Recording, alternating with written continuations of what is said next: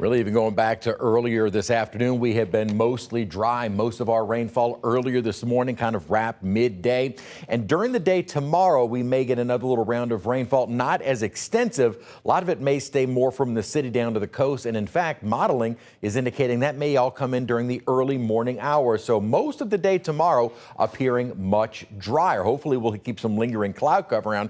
Not that it's making for a pretty day. It's, not sunny, but at least the cloud cover does help to keep our temperatures down if you don't have the passing showers, though. After that, we do start seeing more sunshine beginning on Wednesday through the weekend, early next week. We're heating up and drying out and quiet in the tropics, though there's an area worth keeping an eye on. So let's take a look at our computer model. Through the night tonight, we are dry. Now, this is a later computer model run that's a little bit more aggressive with some storms rolling through early tomorrow morning, so may hear some rumbles of thunder if this does verify.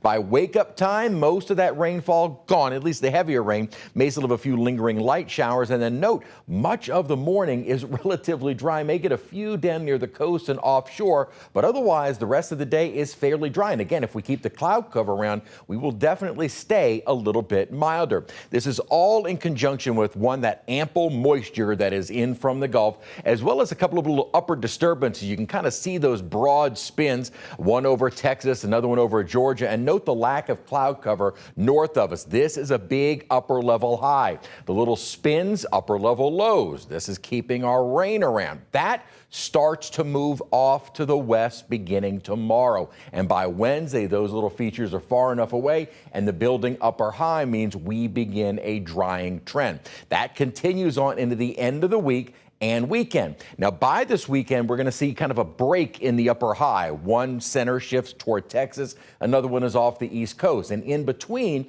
we get this upper level troughing. At the base of that trough, we could see a little surface low try and form. Now, this would not be forming in a typically tropical manner. This would be more associated with an upper level feature. So even if a little surface low develops, it doesn't necessarily mean it is a tropical feature. The Euro is indicating an area of rainfall around the Big Bend of Florida. And whether or not it's able to do anything while it's over the Gulf water is yet to be determined. Note, the Euro does not have anything really developed. And I've been showing you the ensemble models of the GFS, the Euro, as well as the global or the Google DeepMind. They're all hinting at a little something trying to develop. Maybe a little surface low briefly does try and form. At the moment, doesn't look like it's anything that would even really develop.